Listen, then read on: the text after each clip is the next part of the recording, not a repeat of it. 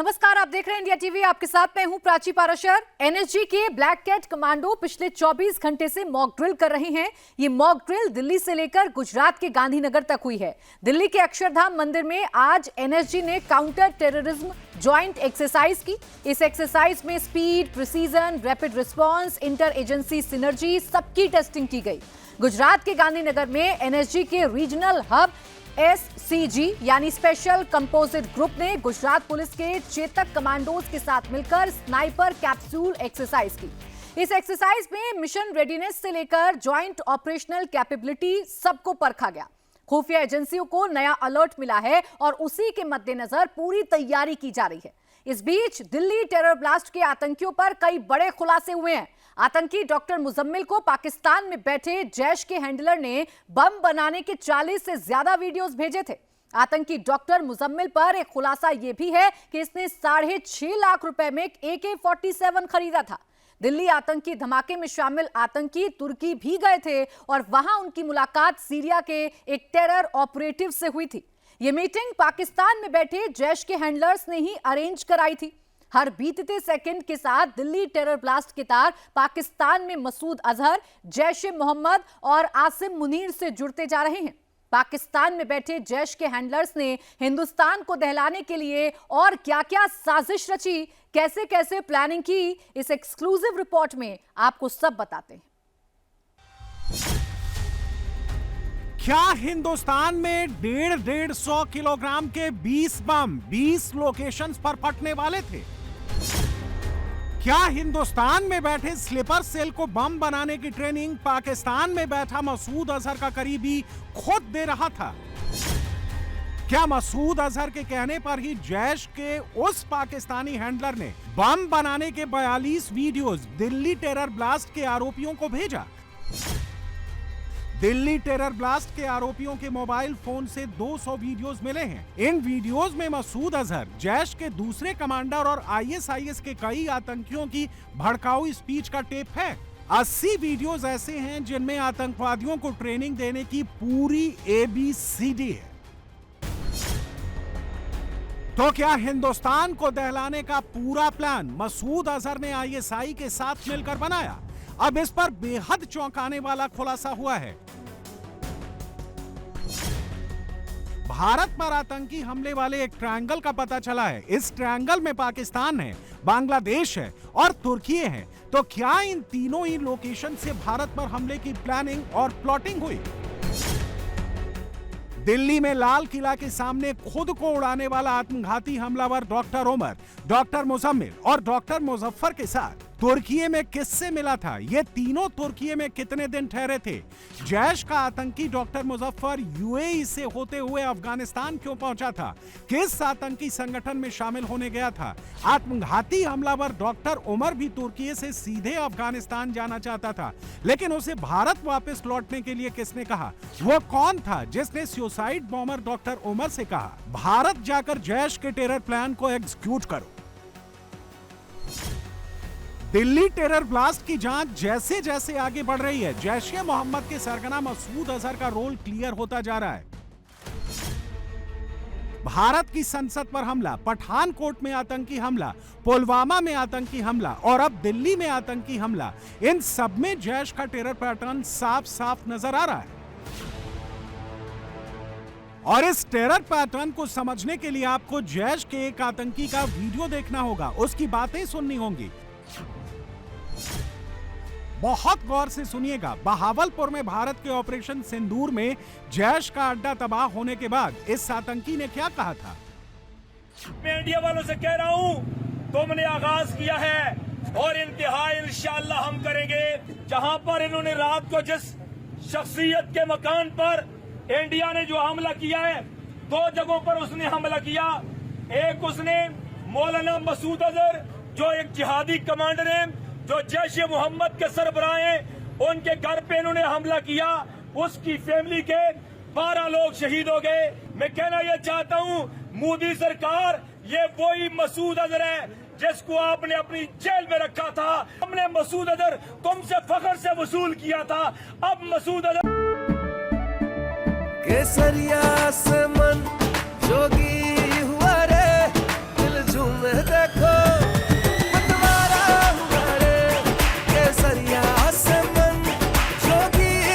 हर पल मनाओ केसरी त्योहार। विमल, बोलो जुबान केसरी। मैदान में मौजूद है, हाफिज सईद मौजूद है, सलाहुद्दीन मौजूद है, जैश ए मोहम्मद मौजूद है, हिजबुल मुजाहिदीन मौजूद है, हरकतुल मुजाहिदीन मौजूद है। मसूद 6 और 7 मई के बाद ही भारत के भीतर अपने स्लीपर सेल से आतंकी हमला कराने की फिराक में था, लेकिन इसकी तैयारी उसने काफी पहले से कर रखी थी। हमले का पूरा प्लान पाकिस्तान में बन रहा था। दिल्ली में बैठे जैश के आतंकी सिर्फ मसूद के ऑर्डर को फॉलो कर रहे थे। और ये कैसे हो रहा था, अब इसकी एक एक डिटेल आपको बताते हैं। इसके लिए आपको 3 नाम नोट कर लेने चाहिए। Number 1 Faisal Ishfaq Bhat, number 2 doctor Oksha और नंबर 3 हाशिम। ये तीनों ही पाकिस्तान में बैठे हैंडलर्स हैं जो टेलीग्राम से भारत में मौजूद आतंकियों के संपर्क में थे।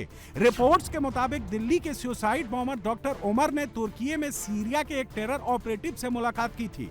इस मुलाकात के वक्त दिल्ली में जैश के टेरर मॉड्यूल में शामिल 2 और आतंकी डॉक्टर मुजम्मिल और डॉक्टर मुजफ्फर शामिल थे। और इस मीटिंग को ऑर्गेनाइज करने वाला पाकिस्तानी हैंडलर डॉक्टर ओक्शा उर्फ अबू ओकाशा था। इंटेलिजेंस एजेंसीज के मुताबिक डॉक्टर उमर, डॉक्टर मुजम्मिल और डॉक्टर मुजफ्फर तीनों ही तुर्की में करीब 20 दिन तक रुके थे। जांच में पता चला है कि ये तीनों ही आतंकी तुर्की में अपने पाकिस्तानी हैंडलर अबू ओकाशा से मिलने गए थे, लेकिन अबू ओकाशा ने तीनों को सीरियल टेरर ऑपरेटिव से मिलने को कहा। इसके बाद डॉक्टर मुजफ्फर नाम का आतंकी यूएई के रास्ते अफगानिस्तान पहुंचा और उसने वहां अल कायदा ज्वाइन कर लिया। दिल्ली का सुसाइड बॉम्बर डॉक्टर उमर भी तुर्की से अफगानिस्तान जाने की फिराक में था, लेकिन उसे उसके पाकिस्तानी हैंडलर अबू ओकाशा ने भारत जाने को कहा और ऑर्डर दिया कि भारत जाकर जैश के बड़े आतंकी हमले पर काम करो। इसी के बाद डॉक्टर उमर भारत आया और उसने अल फलाह यूनिवर्सिटी ज्वाइन करके बड़ी मात्रा में विस्फोटकों को इकट्ठा करना शुरू किया। यानी साफ साफ संकेत मिल रहे हैं, सबूत मिल रहे हैं कि दिल्ली में हुए आतंकी धमाकों के पीछे, टेरर मॉड्यूल के पीछे मसूद अजहर और जैश ए मोहम्मद ही इन्वॉल्व है। और भारत में आतंकी हमलों के लिए जैश के अटैक का पैटर्न भी इसी ओर इशारा कर रहा है। पूरे मॉड्यूल के ऊपर जैश ए मोहम्मद का सिग्नेचर स्टैंप है। जो पुलवामा का आईडी ब्लास्ट हुआ था, उसमें भी जो कार बम का इस्तेमाल हुआ था, वो कार 7 से 8 हैंड्स एक्सचेंज कर चुकी थी, पुरानी कार थी।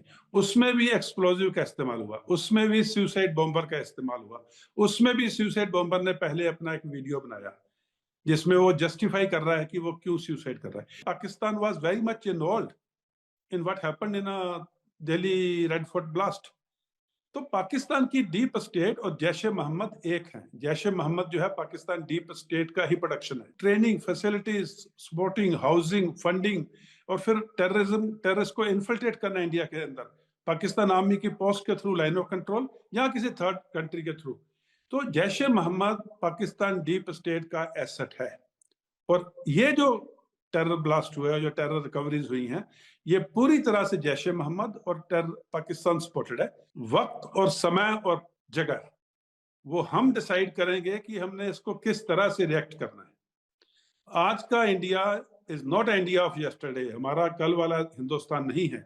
Counter terror strategy is very clear. Any act of terror against Indian state, Indian military, Indian citizen is an act of war, and there is no differentiation between a terrorist supporter and a government supporting the terrorism in India.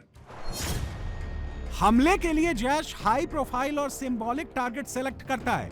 2001 में देश की संसद पर आतंकी हमले से लेकर 2019 में पुलवामा अटैक और अब दिल्ली में लाल किले के सामने धमाका, ऐसा करके जैश ने हर बार पूरी दुनिया में यह मैसेज देने की कोशिश की कि वो भारत में कहीं पर भी हमला कर सकता है।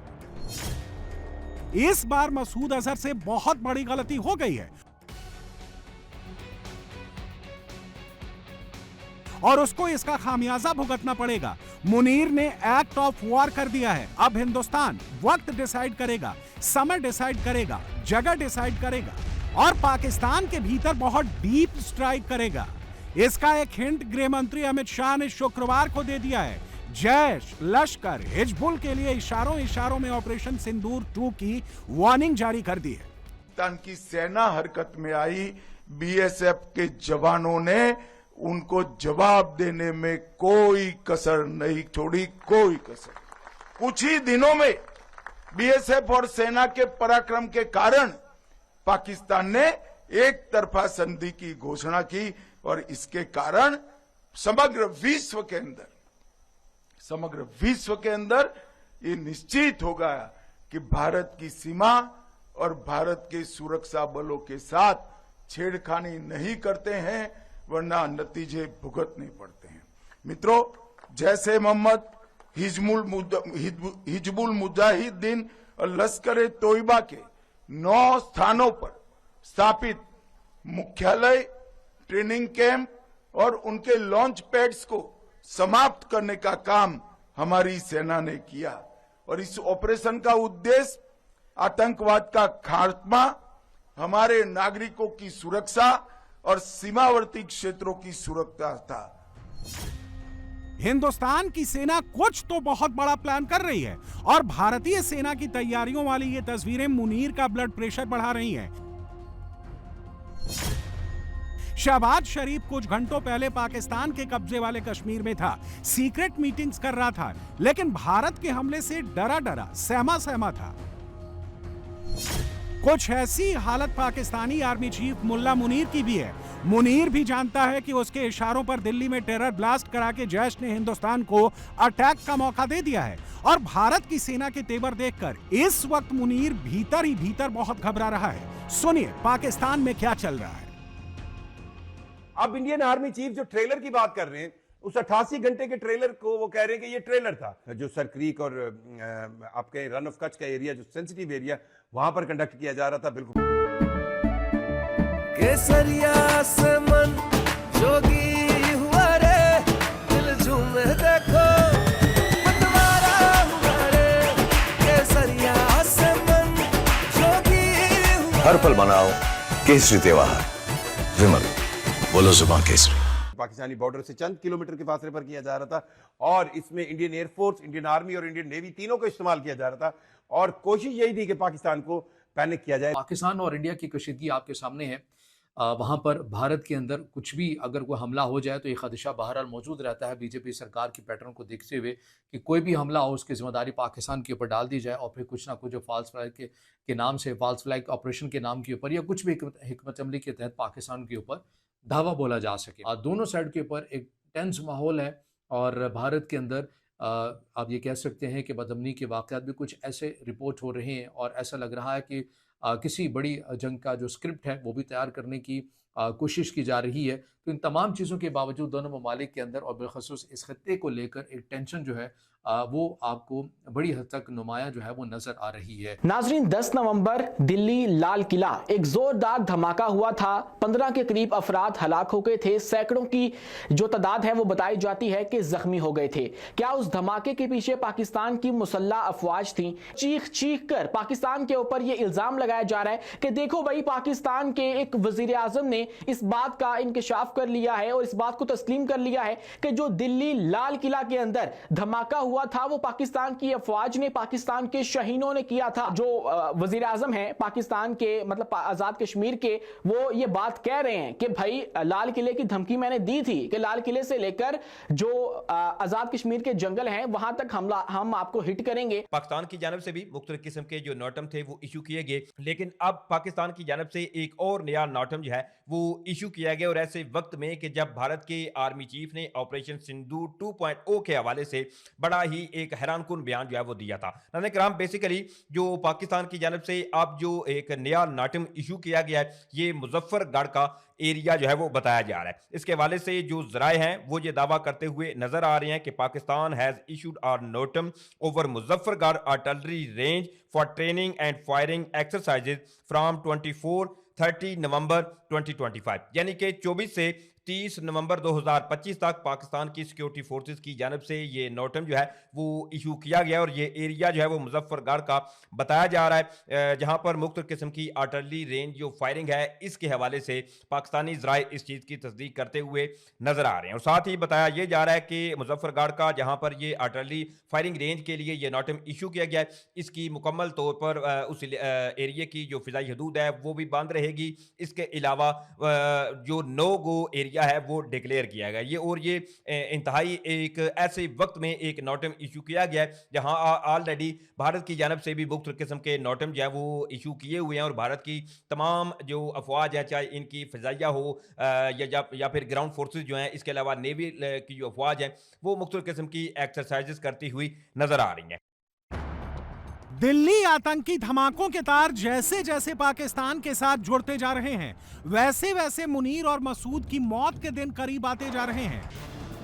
पाकिस्तान में इस वक्त खौफ का आलम कैसा है, ये आप इन तस्वीरों को देखकर समझ सकते हैं। पाकिस्तानी सेना अभी से पैनिक मोड में चली गई है। मुनीर गोरहा सलीम एयरबेस से नॉन-स्टॉप अपने अटैक हेलीकॉप्टर्स के ड्रिल करवा रहा है। पीओके में झेलम जिले के करीब सुबह शाम दिन रात यह एक्टिविटी जिस लोकेशन पर हो रही है उसका नाम नूरपुर बगान है, जो एलओसी पर हिंदुस्तान के बॉर्डर से सिर्फ 60 किलोमीटर की दूरी पर है।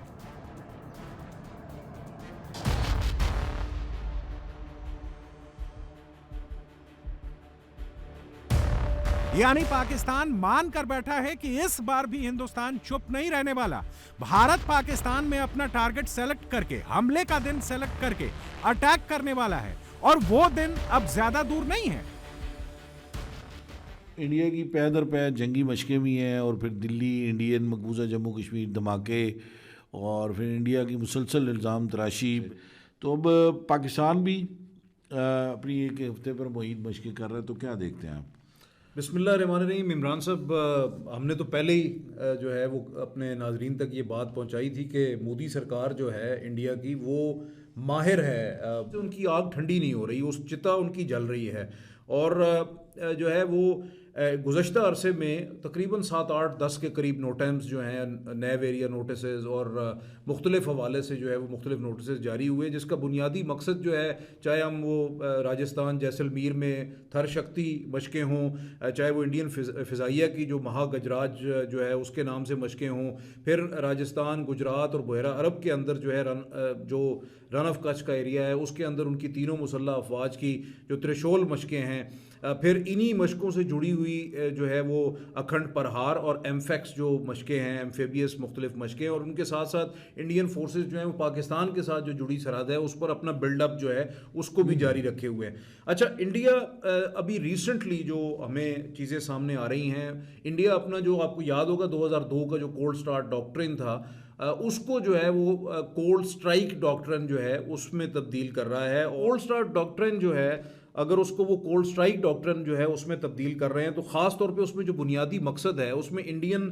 चाहे आर्मर्ड हो, इन्फेंट्री हो, मैकेनाइज्ड इन्फेंट्री डिवीजन्स हों या ब्रिगेड्स हों, उनको जो है वो, और एक रुद्रा ब्रिगेड कुछ अर्सा पहले उन्होंने इस्टेब्लिश किए हैं, तो वो एक महदूद तादाद में तमाम चीज़ की एमलगमेशन है।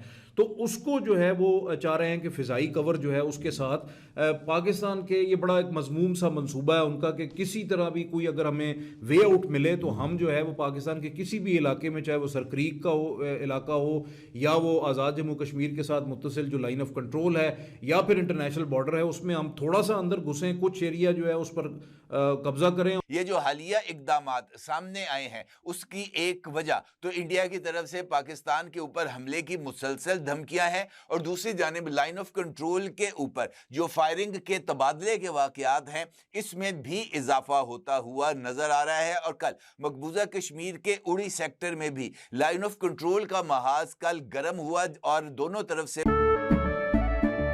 केसरिया से मन जोगी हुआ रे, दिल झूमे देखो मतवारा हुआ रे, केसरिया से मन जोगी हुआ। हर पल मनाओ केसरी त्योहार, विमल बोलो जुबान केसरी। फायरिंग का तबादला किया गया, और यही वजह है कि मुख्तलिफ नॉटम्स की एक्सपायर होने के बावजूद भी इंडिया की ये जो ट्राई सर्विसेज एक्सरसाइजेज हैं ये मुख्तलिफ मोड्स के अंदर जारी हैं, और इंडियन एयरफोर्स ने 28 नवंबर तक के लिए अपनी एयर ड्रिल्स इंडिया के मुख्तलिफ मुकामात, खास तौर पर सेंट्रल इंडिया और पाकिस्तानी पंजाब के करीब अपनी ड्रिल्स में इजाफा किया है। इसी तरीके से इंडियन नेवी ने भी अपनी जो मैरीटाइम ड्रिल्स हैं उसमें इजाफा किया है, और अभी इंडियन नेवी एक ज्वाइंट एक्सरसाइजेस कर रही है अमेरिकन आर्मी के साथ मिलकर, अमेरिकन नेवी के साथ मिलकर। इसके साथ साथ इंडियन फौज सरक्रीक और दीगर इलाकों के अंदर भी अपनी जो सरगर्मियां हैं वो जारी रखे हुए हैं। इसका मतलब ये है कि इंडिया ने अपनी जो फॉरवर्ड पोजीशंस हैं उसको ना सिर्फ लॉक कर दिया है, बल्कि दिल्ली ब्लास्ट के ऊपर पहलगाम वाक़े जैसी गलतियां इंडिया नहीं दोहरा रहा और इंडिया इस मर्तबा अपने केस को पाकिस्तान पर अटैक के लिए एक मुकम्मल सबूतों के साथ, जो कि खुद साख्ता सबूत है, उनकी बुनियाद के ऊपर बिल्ड कर रहा है। पाकिस्तान के आतंक की कहानी में दिल्ली को दहलाने की साजिश में सिर्फ जैश ए मोहम्मद का नाम शामिल नहीं है, इसमें एक नाम हाफिज सईद के लश्कर तैयबा का भी है, जिसके आतंकी पाकिस्तान के बहावलपुर से लेकर बांग्लादेश तक एक्टिव हो रखे हैं। एक नहीं, कई लेवल पर भारत के खिलाफ प्लानिंग और प्लॉटिंग हो रही है और अब इससे जुड़ा सबूत भी मिल गया है। खुद हाफिज सईद के आतंकी बेटे तलहा सईद ने कबूल लिया है, नाम लेकर बताया है कि लश्कर पाकिस्तान के भीतर कैसे भारत को दहलाने की स्क्रिप्ट लिख रहा है, कैसे लश्कर भी जैश की तर्ज पर आतंकवादियों को ऑनलाइन कोर्स दे रहा है। एक तो तबका ये है कि यूथ विंग है, स्टूडेंट विंग है, वेमेन विंग है, टीचर विंग है, वकला विंग है, लेबर विंग है, ये सारे मुख्तलिफ तबकात इस तरह मौजूद हैं। लोग असातिज़ा भी हैं, लोग तलबा भी हैं, लोग यूथ भी हैं, लोग वकला भी हैं, लोग लेबर भी हैं। तो ये जो जितने ये विंग्स हैं, इन सब में हमारी यूनियन काउंसिल लेवल पे जुज़वक्ती तौर पर हमें एक लाजमी तौर पर जिम्मेदार वो मुतय्यन करना चाहिए। ये हाफिज सईद का बेटा तलहा सईद है, जो साफ बता रहा है कि लश्कर तैयबा बिल्कुल ऑपरेटिव है और उसके मुख्तलिफ विंग्स काम कर रहे हैं। लेबर विंग है, गर्ल्स विंग है, वीमेन विंग है, ये सब काम कर रहे हैं। 10 नवंबर को गुजरांवाला में इसकी ये वीडियो रिलीज़ हुई है। आप अंदाज़ा लगाएं कि पाकिस्तान ने दुनिया को बेवकूफ़ बनाया कि हमने तो पाबंदी लगाई हुई है, ये है वो है। ये सब चीज़ें ऑपरेटिव हैं। पाकिस्तान का मौलवी नफरत के अलावा कुछ नहीं सिखाता। मतलब आप ये देखें कि इतनी हद तक नफरत सिखाते हैं दूसरे मज़हब के ख़िलाफ़ कि आदमी की अकल हैरान रह जाए। दिस इज़ कंटिन्यूएशन ऑफ ग़ज़वा-ए हिंद, नथिंग एल्स। इनके दिमागों में ये जो खन्नास भरा हुआ है ना कि ग़ज़वा-ए हिंद होगा और उसमें मुसलमान जीतेंगे और हिंदुस्तान से सारे मंदिर ख़त्म हो जाएंगे और सारे बुत परस्त मूर्ति पूजा करने वालों को ख़त्म कर दिया जाएगा और पूरा हिंदुस्तान मुसलमान हो जाएगा। ये हदीस भी झूठी हदीस है। मसूद और हाफिज के गुर्गे खुद ही कैमरे पर पाकिस्तान का आतंकी चरित्र चीख चीख कर बता रहे हैं और ऐसा करके वो सीधे सीधे हिंदुस्तान को पाकिस्तान पर अटैक करने के लिए इनवाइट कर रहे हैं। वैसे इस इनविटेशन की जरूरत नहीं है, क्योंकि हिंदुस्तान की सेना तो पहले से तैयार बैठी है। बस ऑर्डर मिलने भर की देरी है, क्योंकि मुनीर ने, मसूद ने, हाफिज ने अपनी सबसे बड़ी और आखिरी गलती कर दी। नेपाल अचानक सुलग उठा है, एकदम से अशांत हो गया है। नेपाल में एक बार फिर जेंजी सड़कों पर उतरे और आग लगाने लग गए। पुलिस को पीटा गया, पत्थर बरसाए गए। नेपाल में अचानक ऐसा क्या हुआ? 2 महीने पहले ही क्रांति करने वाले जेंजी फिर हिंसक क्यों हो गए? नेपाल में जिस पैटर्न पर हिंसा हुई है, सेम उसी पैटर्न पर चंद रोज पहले ही ढाका में आग लगाई गई थी। पत्थर चले, बम चले थे। काठमांडू से ढाका की दूरी 900 किलोमीटर से ज्यादा है, लेकिन नेपाल और बांग्लादेश का ट्रेंड अचानक मिलने लगा है। भारत के पूर्व में और भारत के उत्तर में ऐसा क्या हो रहा है जिससे आपको बहुत सावधान रहने की जरूरत है? इस रिपोर्ट में देखिए। नेपाल अचानक हिंसा की आग में क्यों सुलग उठा?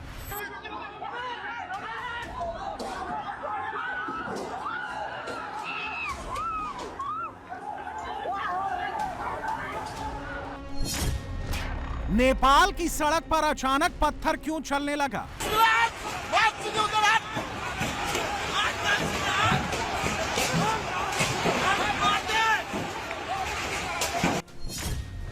नेपाल में भीड़ ने पुलिस चौकियां क्यों फूंक दी?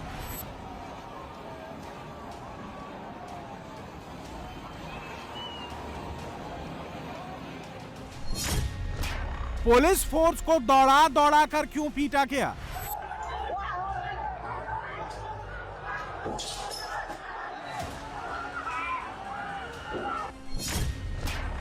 नेपाल में अचानक नारों का शोर क्यों तेज हो गया?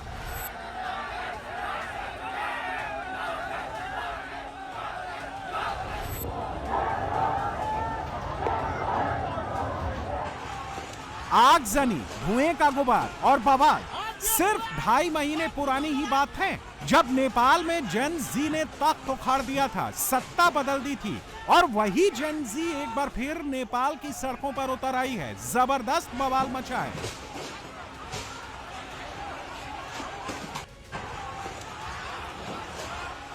भीड़ ने पुलिस पर लाठी डंडों, पत्थरों की बारिश की, टायर फेंके गए, बेबस पुलिस प्रोटेक्शन शील्ड के पीछे छिप गई।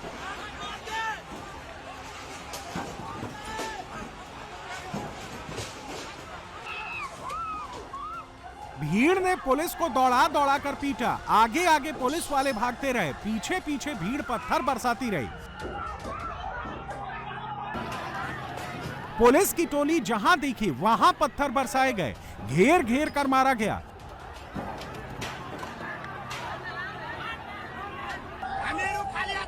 जेन जी के गुस्से के आगे पुलिस बेबस हो गई, हाथ जोड़कर रहम की भीख मांगती रही, लेकिन भीड़ रुकी नहीं, पुलिस को बार बार पीटती रही, दौड़ा दौड़ा कर मारती रही।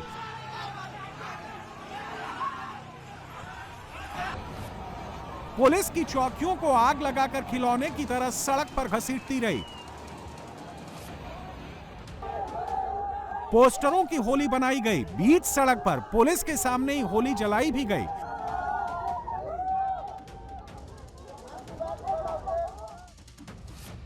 पुलिस शील्ड बनाकर लोगों को रोकने की कोशिश करती रही, लेकिन कोई नहीं रुका, पत्थर बरसते रहे, नारे लगते रहे। नेपाल का सिमरा कई घंटे तक जंग का मैदान बना रहा। पुलिस दौड़ती रही, भीड़ पत्थर फेंकती रही।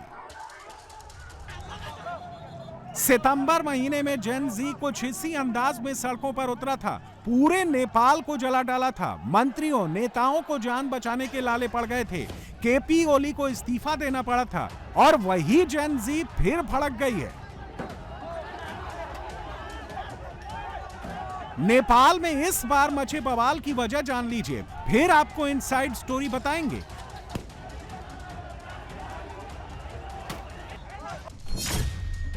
मार्च 2026 में नेपाल के अंदर चुनाव होने हैं। 19 नवंबर को नेपाल कम्युनिस्ट पार्टी का प्रोग्राम होना था। इस प्रोग्राम में शंकर पोखरेल और महेश बस्नेत शामिल होने जा रहे थे, लेकिन उनके पहुंचने से पहले ही जेन जी की भीड़ सिमरा चौक पर काले झंडे लेकर जमा हो गई। आरोप है कि सीपीएन यूएमएल कार्यकर्ताओं यानी ओली के समर्थकों ने इनकी जबरदस्त पिटाई कर दी। नेपाल के सिमरा में जेनजी और सीपीएन यूएमएल के समर्थकों के बीच झड़प की शुरुआत इसी जगह से हुई। ये सिमरा चौक है और इसी जगह पर जेनजी जो है जमा हुए थे। दरअसल जिस दिन ये हंगामा हुआ उस दिन केपी शर्मा ओली की पार्टी सीपीएन यूएमएल के दो बड़े नेता महेश बिस्नेत और शंकर पोखरेल, ये दोनों एयरपोर्ट पर आने वाले थे और उनका विरोध करने के लिए जेनजी यहाँ पर खड़े थे। काला झंडा दिखाने का कार्यक्रम था और इसी दौरान यहाँ पर अचानक केपी शर्मा ओली के पार्टी के जो कार्यकर्ता हैं, जो स्थानीय नेता हैं, कार्यकर्ता हैं, वो आ गए और उनकी पिटाई शुरू कर दी और यहाँ पर काफी देर तक हंगामा मचता रहा। यहाँ पर एक वेलकम गेट भी बना हुआ था नेताओं के स्वागत के लिए। यहाँ पर काफी देर तक जब हंगामा होता रहा, उसके बाद सीपीएन यूएमएल के जो कार्यकर्ता थे वो एयरपोर्ट की तरफ गए और वहां फिर एयरपोर्ट पर पीछे से जेनजी वहां पहुंच गए और वहां एयरपोर्ट के पास भी जेनजी और सीपीएन यूएमएल के जो कार्यकर्ता हैं उनके बीच झड़प होती रही। जो जेनजी हैं उनका ये कहना है कि एयरपोर्ट पर उनको संरक्षण दिया गया, जबकि उन्होंने उनके साथ बदतमीजी की थी, गुंडागर्दी की थी, उनकी पिटाई की थी और इसी बात को लेकर काफी नाराज थे जेनजी। यहाँ पर देखिए पुलिस की तैनाती अभी भी है, क्योंकि इसके बाद कहीं दूसरे जिलों में ये आग भड़क न जाए, इसका डर है। 19 नवंबर को प्रदर्शनकारियों ने यूएमएल नेताओं के खिलाफ रिपोर्ट दर्ज कराई, लेकिन कोई एक्शन नहीं हुआ, जिसके बाद युवाओं का गुस्सा भड़क उठा।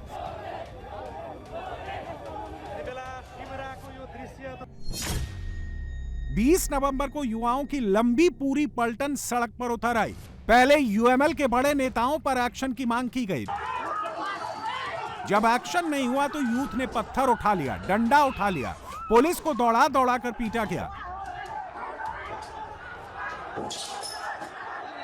सेमरा चौक पर केपी शर्मा ओली के पार्टी के कार्यकर्ताओं और जेएनजी के बीच जब मारपीट की घटना हुई, उसके बाद केपी शर्मा ओली के जो कार्यकर्ता समर्थक थे वो यहां पर आए। सेमरा एयरपोर्ट, ये एक डोमेस्टिक एयरपोर्ट है नेपाल का, और यहां पर चूंकि केपी शर्मा ओली के पार्टी के दो बड़े नेता महेश बिश्नोत और शंकर पोखरेल, ये दोनों यहां पर आने वाले थे और इसलिए यहां पर कार्यकर्ता आ गए और पीछे पीछे जेएनजी भी यहां पर पहुंच गए। चूंकि थोड़ी देर पहले ही दोनों के बीच काफी हिंसक झड़प हुई थी और ऐसी स्थिति में यहां एयरपोर्ट के पास भी काफी देर तक हंगामा होता रहा।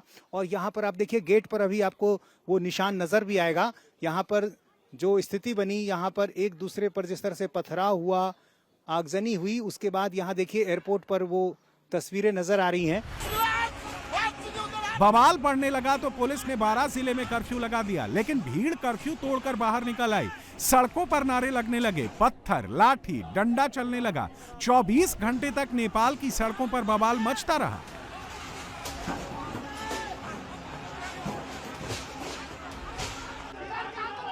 दूसरी ओर सीपीएन यूएमएल के वर्कर भी सड़क पर उतर आए। मशाल जुलूस निकाला गया।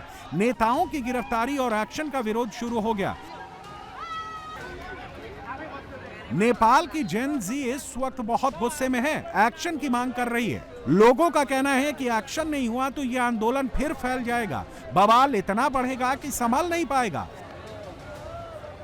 नेपाल में जेएनजी एक बार फिर से सड़कों पर है। केपी शर्मा ओली की पार्टी सीपीएन यूएमएल के कार्यकर्ताओं के साथ जेएनजी की झड़प हो गई है। नेपाल के 12 जिले के सेमरा में यह घटना हुई और उसके बाद 2 दिनों तक यहां हंगामा होता रहा। ये तमाम जेएनजी हैं और ये एक बार फिर से सड़क पर आ गए हैं। इनका कहना है कि जो केपी शर्मा ओली के पार्टी के जो कार्यकर्ता हैं उनके खिलाफ कार्रवाई होनी चाहिए। क्या नाम है आपका? मेरा नाम रोमिन ओली है। बताइए कि अभी तो 2 ही महीने हुए, पूरी दुनिया ने तस्वीर देखी कि नेपाल में कितना हंगामा हुआ।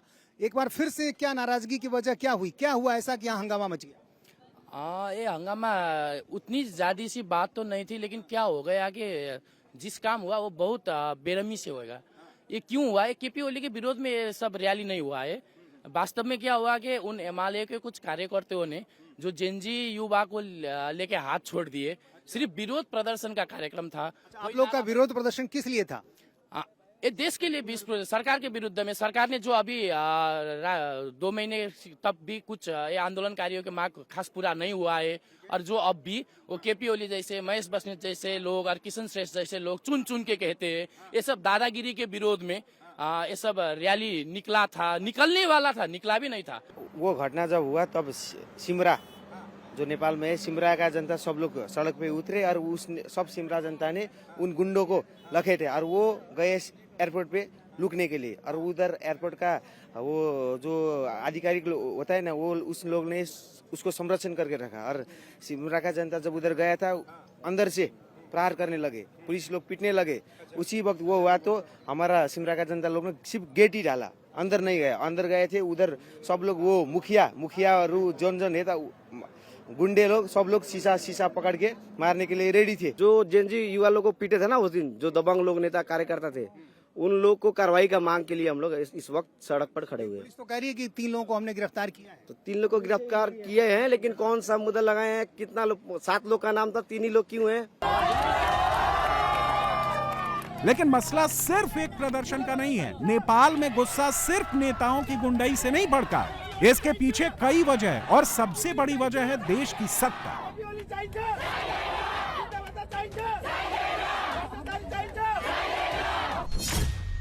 4 सितंबर को नेपाल में सोशल मीडिया प्लेटफॉर्म पर बैन के विरोध में प्रदर्शन शुरू हुए थे।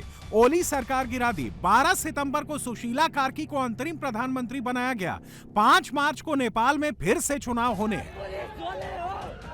नेपाल की जेन जी का आरोप है कि जिन मुद्दों पर सरकार गिराई गई, जो डिमांड सरकार के सामने रखी गई, उन पर कोई एक्शन नहीं हुआ है। उनकी आधी से ज्यादा मांगे अधूरी हैं और कहा यह भी जा रहा है कि केपी शर्मा की पार्टी की री एंट्री से भी लोग गुस्से में हैं।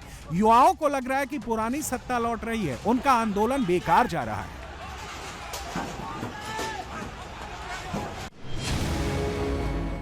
काठमांडू से ढाका की दूरी 930 किलोमीटर है। काठमांडू में इन दिनों वही हो रहा है जो 4 दिन पहले ढाका में हुआ था। 17 नवंबर की रात ढाका में खूब आग लगी, खूब बवाल हुआ।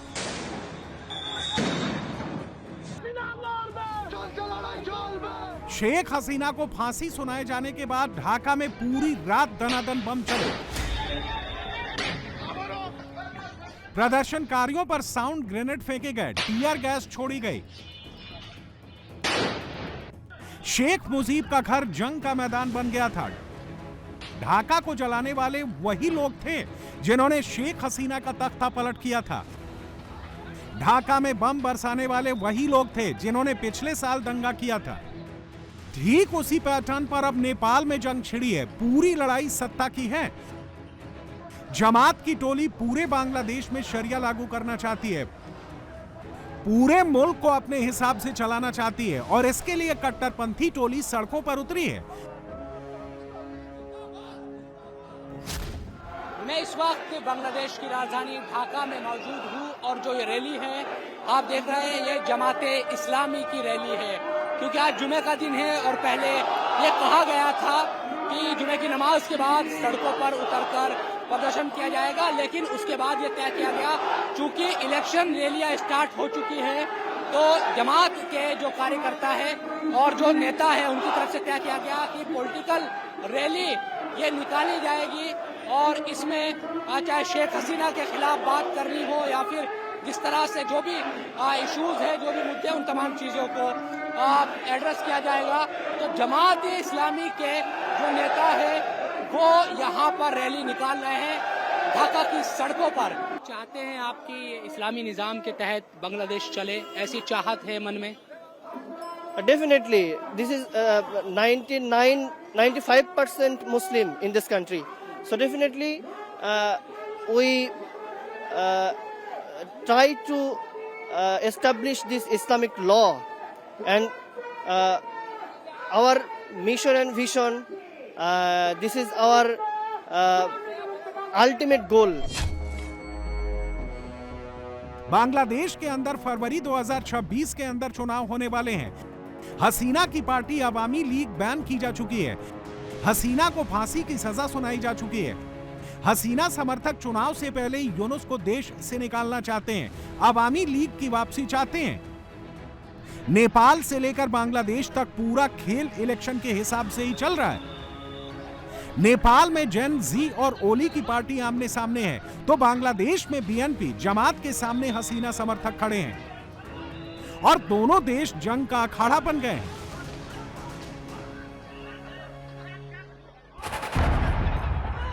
ढाका में हसीना समर्थकों और हसीना विरोधियों के बीच जंग छिड़ी है, तो नेपाल में ओली समर्थकों और ओली विरोधियों के बीच पत्थर चल रहे हैं।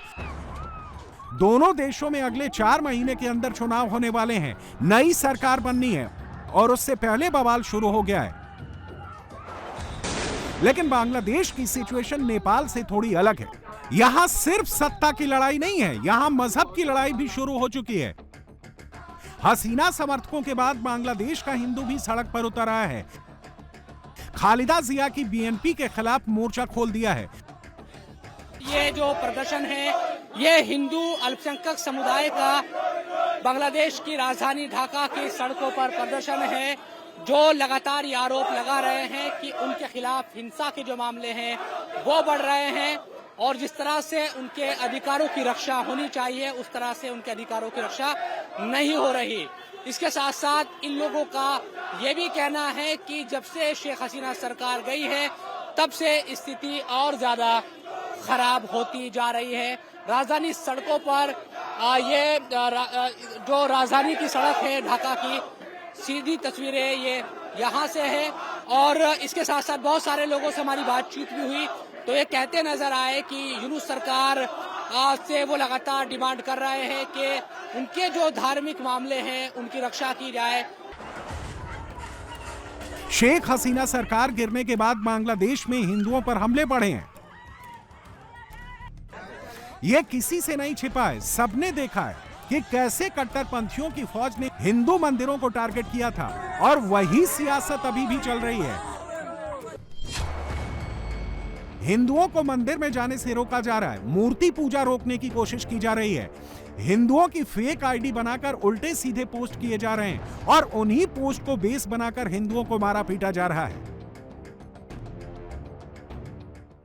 ये जो नेता है वो वरिष्ठ नेता है, वो बीएमपी से है।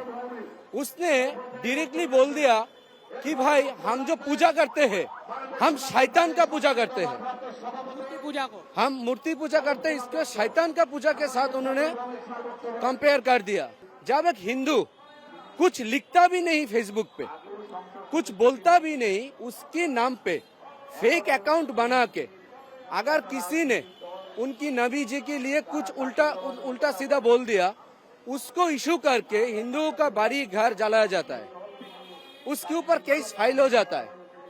लेकिन जब एक मुसलमान भाई डायरेक्टली हम लोगों के ऊपर कुछ कर रहा है, उसके ऊपर कोई केस भी नहीं बन रहा है।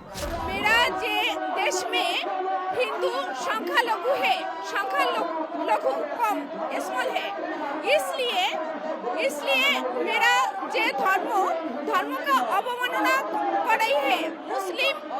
मुस्लिम बीएमपी संसद सदस्य साबिक हारुना रशीद, उसने बोला जे लोग मूर्ति पूजा कर रही है से शैतानेर इबादत कर रही है। बांग्लादेश की जमीन इस वक्त जंग का मैदान बनी हुई है। हसीना समर्थक और खालिदा जिया समर्थक टकरा रहे हैं, शहर शहर आग लगी हुई है। जमात की टोली शेख मुजीब का नामो निशान मिटाने पर तुली है। धान मंडी पर सबसे बड़ा खतरा मंडरा रहा है। चुनाव से पहले कट्टरपंथियों की नजर फिर हिंदू बस्तियों पर पड़ चुकी है, हिंदू मंदिरों पर पड़ चुकी है और रोकने वाला कोई नहीं।